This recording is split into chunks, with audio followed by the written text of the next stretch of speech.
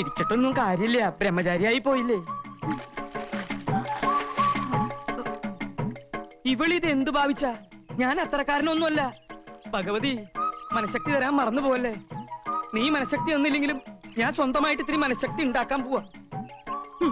കിട്ടില്ലോ, കിട്ടി.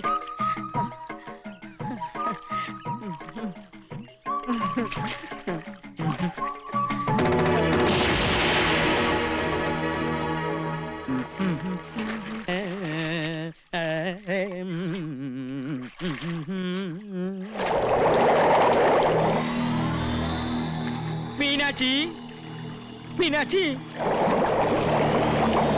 ഒന്ന് പൊങ്ങു മീനാക്ഷി. എനിക്ക് പ്രഷറുള്ളതാ. ടെൻഷൻ ഉണ്ടാക്കല്ലേ. പൊങ്ങു മീനാക്ഷി. നീ ഏതാ? എന്നെ അറിയില്ലേ? ഞാനിവിടുത്തെ ദാസിപ്പെണ്ണ. ദാസിപ്പെണ്ണോ? ആ. അപ്പൊ മീനാക്ഷിയല്ലേ അവിടെ കുളിച്ചോണ്ടിരുന്നത്? മീനാക്ഷി പോയല്ലോ. അതല്ലേ ഞാൻ തമ്പുരാന്റെ അടുത്തേക്ക് വന്നത്. ഇപ്പൊ ഇവിടെ ഞാനും തമ്പുരാനും മാത്രമേ ഉള്ളൂ. എനിക്ക് തമ്പുരാന് വലിയ ഇഷ്ടാ. നിന്നെ കണ്ട ഒരു ദാസിപ്പെണ്ണാണെന്ന് പറയില്ല. മംഗല്യ സൗഭാഗ്യം ഉണ്ടായിരുന്നെങ്കിൽ നിന്നെ ഞാൻ തമ്പുരാട്ടിയാക്കിയാലേ. എങ്കിൽ അതെന്റെ ഭാഗ്യ. സന്ധ്യാസമയത്ത് ഇങ്ങനെ ഒറ്റയ്ക്കൊന്നും ഇറങ്ങി നടക്കരുത്. ഇവിടെ സർവത്ര കുഴപ്പങ്ങളാ. എനിക്ക് പേടിയൊന്നുമില്ല. പേടിക്കണം. ദുരാത്മാക്കള് പലതും അലഞ്ഞു നടക്കണ സ്ഥലാ ഇത്. മരണത്തെ പേടിച്ചേ പറ്റൂ. മരണത്തെ എനിക്ക് പേടിയില്ലല്ലോ. അതെന്താ? ഒത്തിരി വർഷങ്ങൾക്ക് മുൻപ് ഞാനൊന്ന് മരിച്ചതാ. എന്താ പറഞ്ഞേ? തമ്പുരാൻ എന്ന് കുഞ്ഞാ, ഓർമ്മ കാണില്ല. എല്ലാവരും കൂടി ഒരിക്കൽ എന്നെ ജീവനോട് ചിതയിൽ വെച്ച് കൊന്നതാ.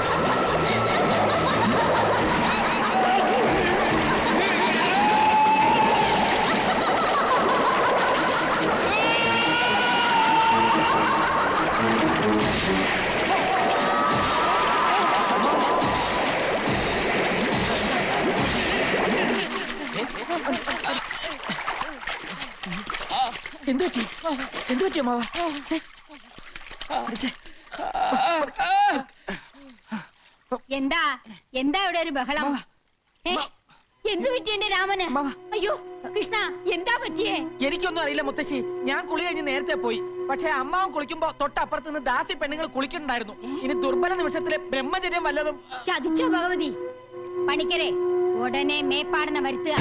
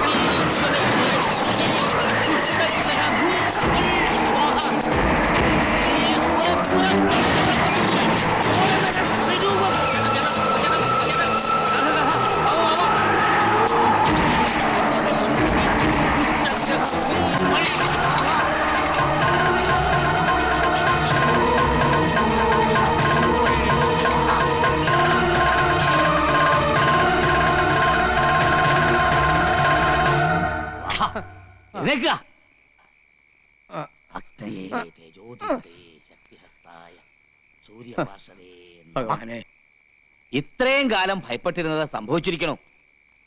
ആവാഹിച്ച് ബന്ധനസ്ഥയാക്കിയ ദുരാത്മാവ് എങ്ങനെയോ രക്ഷപ്പെട്ടിരിക്കണു. വരുന്ന വഴിക്ക് നോമുള്ള സാന്നിധ്യം മനസ്സിലാക്കിയിരിക്കണു. ഇതെങ്ങനെയാ സംഭവിച്ചത്?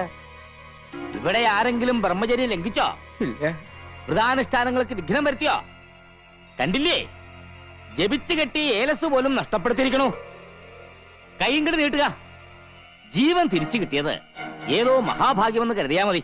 ഈ കുടുംബത്തിനെ ആപത്തിൽ നിന്ന് രക്ഷിക്കാൻ മേപ്പാടിനെ പറ്റൂ. തമ്പുരാട്ടിക്കറിയില്ലേ, അവളത്ര നിസ്സാരക്കാരിയല്ല. ഗർഭിണിയായിരിക്കുമ്പോ ജീവനോടെ വെന്തരിഞ്ഞവളാ. ലോകത്തൊരു മാന്ത്രികനും പെട്ടെന്ന് അവളെ ആവാഹിക്കാൻ പറ്റില്ല. 41 ദിവസത്തെ വ്രതാനുഷ്ഠാനങ്ങൾ ഹോമങ്ങളും ചെയ്ത് കരുത്താർജിച്ചാണ് അന്ന് അവളെ നോം ആവാഹനം ചെയ്തത്. വീണ്ടും ആ കരുത്ത് നേടേണ്ടിയിരിക്കണോ? ഇല്ലെങ്കിൽ നമ്മെ പോലും അവൾ അപകടപ്പെടുത്തിയിരിക്കും. തൽക്കാലം എല്ലാവരും കരുതിയിരിക്കുക. ജപിച്ചു കെട്ടിയ ഏലസ് നഷ്ടപ്പെടാതെ സൂക്ഷിക്കുക. കടുത്ത ബ്രഹ്മചര്യവും കർമ്മങ്ങളും കർശനമായി പാലിക്കുക. പരസ്ത്രീകളുടെ സാമീപ്യം ബ്രഹ്മചര്യ ലംഘനാവോ? എന്താ സ്ത്രീ സാമീപ്യം വേണമെന്ന് കൃഷ്ണൻ തമ്പുരാൻ വല്ല മോഹം ഉദിച്ചോ? ഏയ് അങ്ങനൊന്നുമില്ല, അറിഞ്ഞിരിക്കാം. ഈ തറവാട്ടിൽ ഇന്ന് ജീവിച്ചിരിക്കുന്ന അനന്തരാവകാശികളായ 3 ആന്തരികളും കർശനമായി ബ്രഹ്മചര്യം പാലിച്ചേ പറ്റൂ. യക്ഷി എന്നെയാ നോട്ടിട്ടിരിക്കണേ. വല്ല ദാസ്യപ്പെണ്ണിന്റെ രൂപത്തിലും ഇനിയും അവള് വന്നാലോ? എന്നെ രക്ഷിക്കണം. പേടിക്കണ്ട. അതിനാണ് മന്ത്രം ജപിച്ച് നാം ഏലസ് തന്നിരിക്കുന്നത്.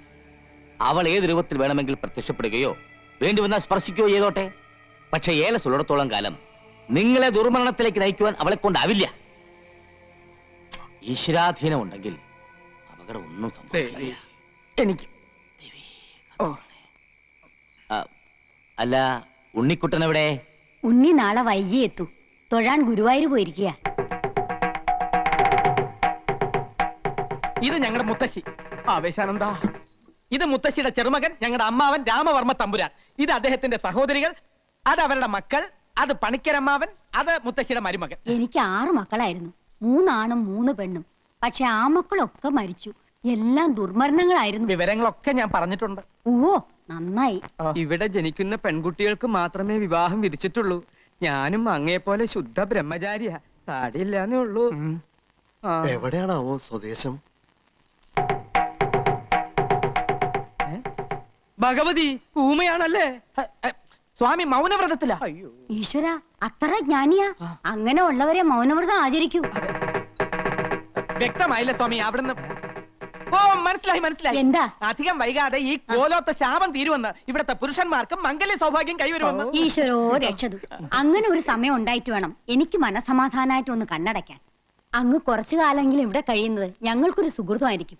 ധൃതി പിടിച്ച് പോണോന്ന് കൽപ്പിക്കരുത്. ഹിമാലയത്തിലെ മഞ്ഞുരുകൾ നിന്നിട്ട് ഇനി സ്വാമി കേരളം വിടും. മതി മതി. എന്താ എന്താ പറഞ്ഞേ? ഒന്നും മനസ്സിലായില്ല. പിന്നെ നീ എന്തിനാ ചിരിച്ചേ? ഒന്നും മനസ്സിലാവാത്തോണ്ട് ചിരിച്ചതാ. എന്നാലേ എനിക്ക് മനസ്സിലായി. സ്വാമികൾ പറഞ്ഞത് അമ്മാവന് വ്രതശുദ്ധിയില്ല, മനസ്സിലെ കളങ്കമുണ്ട്, അതുകൊണ്ട് ഈ ചാവടിയിലേക്ക് വരാൻ പാടില്ല, അല്ലേ സ്വാമി? എന്താ രാമ ഞാൻ ഈ കേക്കണേ? അയ്യോ, മുത്തശ്ശി. ചെയ്യിക്കാം സ്വാമി, ചെയ്യിക്കാം. എന്താ എന്താ? അമ്മാവൻ ഇന്ന് രാത്രി മുഴുവൻ ആഹാരം കഴിക്കാതെ ഉപവസിക്കണമെന്ന്, സന്ധ്യയ്ക്ക് രാമായണത്തിലെ കിഷ്കിന്ധാ കണ്ടം മുഴുവൻ വായിച്ചു തീർക്കണമെന്ന്. അയ്യോ, ഇവൻ വെറുതെ ഓരോന്ന് പറയാ. അദ്ദേഹം ഇതൊന്നുമല്ല പറഞ്ഞത്. അദ്ദേഹം ഇത് തന്നെയാണ് പറഞ്ഞത്. ദേ ഇങ്ങനെ കാണിച്ച രാമായണം വായിക്കാന്നാണ് അർത്ഥം. ഊമകളുടെ ഭാഷ നിനക്ക് അങ്ങനെ മനസ്സിലായി? ഞായറാഴ്ച TV കാണാറില്ലേ, അത് കണ്ട് പഠിച്ചതാ. തർക്കമൊന്നും വേണ്ട. ഞാൻ പറയണത് അങ്ങോട്ട് അനുസരിക്കുക. അതെന്നെ മുത്തശ്ശി പറയട്ടെ. മുത്തശ്ശി പറയട്ടെ. രാമൻ ഇന്ന് ഉപവസിച്ച് രാമായണം മുഴുവൻ അങ്ങോട്ട് പാരായണം ചെയ്യാ. പല്ലും കടിച്ചലറിക്കൊണ്ടു പാലിയും നില്ലു നില്ലുന്നണഞ്ഞോരു നേരം തഥാ. പല്ലും കടിച്ചലറിക്കൊണ്ടു പാലിയും നില്ലു നില്ലുന്നണഞ്ഞോരു നേരം തഥാ. മുഷ്ടികൾ കൊണ്ടു താടിച്ചതു ബാലിയെ ദുഷ്ടനാം ബാലി സുഗ്രീവനെയും തഥാ. വേണ്ട വേണ്ട, എന്നോട് കളിക്കാൻ നിക്കണ്ട. ഏലസ എന്റെ കയ്യില്. എറിഞ്ഞു ഓടിക്കാൻ നോക്കുകയാണല്ലേ? രാമായണം വായിക്കണത് നിനക്ക് സൂഹിക്കണില്ല. മുത്തശ്ശി ഇവിടെ വായിക്കാൻ സമ്മതിക്കണില്ല. എന്റെ അടുത്ത് വേണ്ടാട്ടാ. പോയിക്കോ പോയിക്കോന്ന്. എനിക്ക് ധൈര്യമില്ലെന്നാ നിന്റെ വിചാരല്ലേ?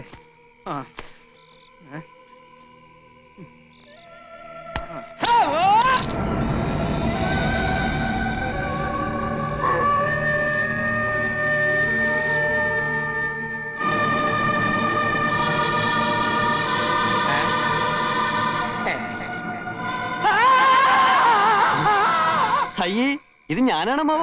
ഒറ്റടിയോ നേരണ്ടല്ലോ. ഇങ്ങതാ പോ. ഇതെന്റെ കയ്യിലിരിക്കട്ടെ, എനിക്കിതുകൊണ്ടൊരാവശ്യമുണ്ട്. അമ്മാവന്റെ ശബ്ദമൊന്നും കേൾക്കണില്ലല്ലോ. കിഷ്കിന്താ കണ്ട ഇത്ര പെട്ടെന്ന് വായിച്ചു തീർന്നോ? മുത്തശ്ശി ഇത് ഞാനാ. കുട്ടികളെ മാറ്റില്ല നിനക്ക്. മനുഷ്യന്റെ നല്ല ജീവൻ അങ്ങ് പോയി. അതിനുള്ള ശിക്ഷയായിട്ട് യുദ്ധകാന്ഡം കൂടി വായിച്ചു തീർക്കട്ടെ അല്ലേ? അതെ അതെ, മുഴുവൻ ഇരുന്ന് വായിക്കാ. ആ, ഊണ് കഴിച്ചിട്ട് വായിച്ചാ പോരെ? എന്റെ കുട്ടിയോട് ഞാൻ പറഞ്ഞിട്ടില്ലേ ത്രിസന്ധിക്ക് മുമ്പ് കോലോത്ത് വരണോന്ന്? ഇവിടെ എന്തൊക്കെയാ നടക്കണെന്ന് അറിയോ നിനക്ക്? എന്റെ മുത്തശ്ശി ഇവിടെ ഉള്ളപ്പോ എനിക്കൊന്നും സംഭവിക്കില്ല. ആ, എന്റെ കുട്ടി ആഹാരം കഴിച്ചു കിടന്നോളൂ, സമയം ഏറെയായി. അത് ശരിയാ. ചെന്നിരുന്ന് വായിക്കടാ. പല്ലും കടിച്ചലറിക്കൊണ്ടു ബാലിയും നില്ലുന്നില്ലെന്നണഞ്ഞൊരു നേരം തഥാ.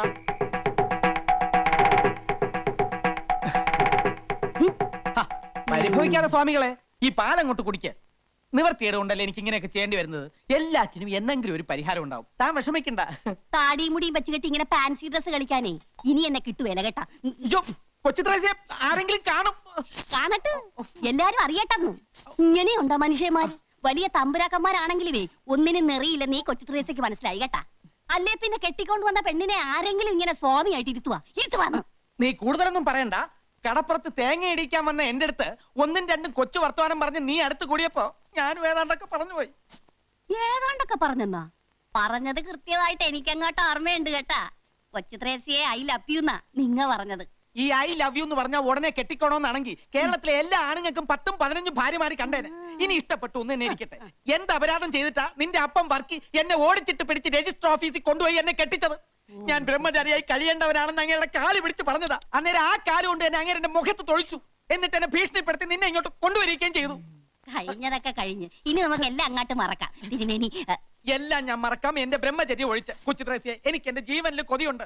നമ്മുടെ രഹസ്യ വിവാഹം കഴിഞ്ഞെങ്കിലും മേപ്പാടം കൽപ്പിക്കുന്നത് വരെ ഞാൻ സ്ത്രീ സുഖം അനുഭവിക്കുന്ന പ്രശ്നമേ ഇല്ല. അയ്യോ അങ്ങനെ പറയല്ലേ.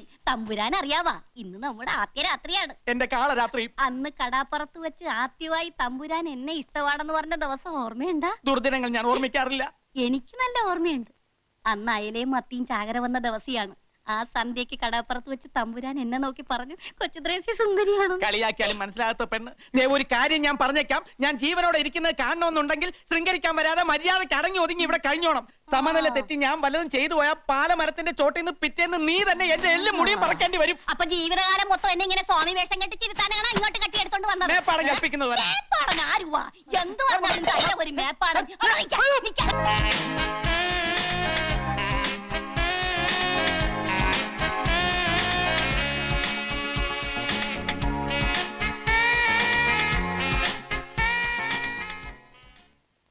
ആ രൂപം കണ്ണീന്ന് അങ്ങോട്ട് മായണില്ല.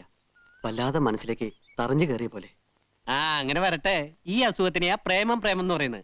എടാ ബ്രഹ്മചാരി, നീ ഇങ്ങനെ സ്വപ്നം കണ്ടു കിടന്നിട്ട് വല്ല കാര്യമുണ്ടോ? ഈ പെണ്ണും പിടക്കോഴി എന്നൊക്കെ പറഞ്ഞ ബ്രഹ്മചാരികൾക്ക് പറഞ്ഞിട്ടില്ലല്ല. ജീവിതകാലം മുഴുവൻ ബ്രഹ്മചാരിയെ കഴിഞ്ഞുള്ളവന്ന് ഞാൻ ആർക്കും വാക്കൊന്നും കൊടുത്തിട്ടില്ല. അങ്ങനെ ഉയരട്ടെ കാമുകന്റെ കരുത്താർന്ന ശബ്ദം. അതിരിക്കട്ടെ, ഈ കക്ഷി എവിടെയുള്ളതാ? ഏതാ എവിടുന്ന ഒന്നും ചോദിക്കാൻ പറ്റിയില്ല. എവിടുന്നോ വന്ന് എവിടേക്കോ മറിഞ്ഞു പോയ സുഖകരമായ ഒരു സ്വപ്നം. പ്രേമ അസ്ഥിക്ക് എന്നെ പിടിച്ചിട്ടുണ്ട്. കവിത പറഞ്ഞിട്ടില്ലേ? മനസ്സ് തുറന്ന് എന്തെങ്കിലും പറയുമ്പോ നിനക്ക് തമാശ. പിന്നെയല്ല, ഒരു ദിവസം മുഴുവൻ നിന്റെ കൂടെ ഉണ്ടായിട്ടും ഊരും പേരും ചോദിക്കാൻ സമയം കിട്ടിയില്ല അത്രേ. പലതും ചോദിക്കണമെന്നുണ്ടായിരുന്നു, പക്ഷേ അതിനുള്ള അവസരം ഒത്തുവന്നില്ല. പേര് മായെന്നാണെന്ന് തോന്നുന്നു. ഭാഗ്യം, അതിപ്പോഴെങ്കിലും ഓർമ്മ വന്നല്ലോ. ഇനി കേരളത്തിൽ മൊത്തത്തിലുള്ള മായമാരുടെ ലിസ്റ്റ് എടുത്ത് അന്വേഷിച്ചാൽ കാര്യങ്ങൾ എളുപ്പമായി. നമ്മുടെ തോട്ടുവക്കത്തെ മേന്റെ മകളൊരു മായയുണ്ട്. ഇനി അതായിരിക്കോ? അതായിരിക്കാനാ സാധ്യത. അവരുടെ മൂത്ത മകൻ 7ാം ക്ലാസ്സിൽ പഠിക്കുന്നുണ്ട്. നമുക്ക് അവനോട് തന്നെ ചോദിക്കാം, നിന്റെ അമ്മ പരസ്യ ചിത്രങ്ങളെ അഭിനയിച്ചു തുടങ്ങിയോന്ന്. നിന്നോട് ഇതൊക്കെ പറയാമെന്ന് എന്നെ വേണം തല്ലാൻ. എടാ, നിനക്കറിയാലോ, കോളേജിൽ ഇത്രയേറെ പെമ്പിളേരുണ്ടായിട്ടും എനിക്ക് ആരോട് ഇതുവരെ ഒന്നും തോന്നിയിട്ടില്ല. പക്ഷെ ഇതെന്തോ എനിക്ക് പറഞ്ഞു വെച്ചിരിക്കുന്ന പെണ്ണാണെന്നൊരു തോന്നൽ. എടാ, കാര്യം ഇത്ര സീരിയസ് ആണോ? ഇന്നലത്തെ ഷൂട്ടിങ്ങിന് ഞാനില്ലാഞ്ഞതാ കാരണം. ഞാനുണ്ടായിരുന്നെങ്കിൽ അവളുടെ ഡീറ്റെയിൽസ് മുഴുവൻ, ഭൂമിശാസ്ത്രവും ശരീരശാസ്ത്രവും എല്ലാം ചോദിച്ചു മനസ്സിലാക്കിയേനെ. പിന്നെ നിന്നോടല്ലേ അവള് പറയാൻ പോവല്ലേ? നമുക്ക് ആ ഡയറക്ടർ ഒന്ന് ചെന്ന് കണ്ടാലോ? അയാൾക്ക് ചിലപ്പോൾ അഡ്രസ് അറിയായിരിക്കും. എങ്ങനെയാണേലും വേണ്ടില്ല, ഒന്നുകൂടി അവളൊന്ന് കാണാൻ കഴിഞ്ഞാൽ മതിയായിരുന്നു.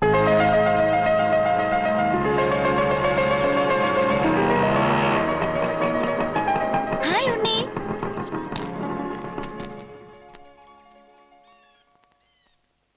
എന്താ ഇങ്ങനെ മേടിച്ചു നോക്കുന്നേ? ഒരു ഹായ് പറഞ്ഞ തിരിച്ചു പറയാനുള്ള മര്യാദ പോലും ഇല്ലേ? ഹായ്. ഇയാളോടല്ല, ഉണ്ണിയോടെ പറഞ്ഞ. ഞാൻ പോവാ. അയ്യോ പോവല്ലേ, ഉണ്ണിപ്പ കാണണമെന്ന് പറഞ്ഞേള്ളോ, അപ്പോഴേക്കും പ്രത്യക്ഷപ്പെട്ടു. ഏതായാലും 100 ആയസാ. മായ എന്താ ഇവിടെ? എന്റെ വീട് ദേ ആ കുന്നിന്റെ അപ്പുറത്താ. നാളത്തെ ഷൂട്ടിങ്ങിന് മായ വരില്ലേ? ഏയ് ഞാനിനി ഷൂട്ടിങ്ങിനൊന്നുമില്ല. ഇന്നലെ ഒരു പ്രത്യേക സാഹചര്യത്തിൽ വന്നേ ഉള്ളൂ. അയ്യോ അങ്ങനെ പറയല്ലേ, മായ വരണം, അല്ലെങ്കിൽ ഉണ്ണിക്ക് വിഷമാവും. ഞാൻ വരാഞ്ഞ ഇയാൾ എന്തിനാ വിഷമിക്കുന്നേ? അല്ല, മായ അത്രക്ക് ഇഷ്ടാണെന്ന്. മായയല്ല, മായയുടെ ഡാൻസ് വളരെ നന്നായിരുന്നു. ഇവൻ അതാ ഉദ്ദേശിച്ചത്. അപ്പൊ നിനക്ക് മായ ഇഷ്ടാണെന്ന് പറഞ്ഞോ? അങ്ങനെ ഞാൻ പറഞ്ഞില്ല. അയ്യോ പറഞ്ഞു. പറഞ്ഞോ? ഏ എന്നോടാണോ ചോദിക്കുന്നേ? സോറി. പിന്നെ നാളത്തെ വർക്കിന് മായ വരണം. ആ, ഒരു പാവപ്പെട്ട ചെറുപ്പക്കാരന്റെ ആഗ്രഹല്ലേ, പ്ലീസ്. ഓഹോ, താനാരാ ദല്ലാളാ? ശരി, ഉണ്ണിക്ക് വേണ്ടി ഞാൻ വരാം. എടാ, അവൾ പറഞ്ഞു കേട്ടോ, ഉണ്ണിക്ക് വേണ്ടി വരാന്ന്. ഇത് വീണു. സത്യം സത്യം.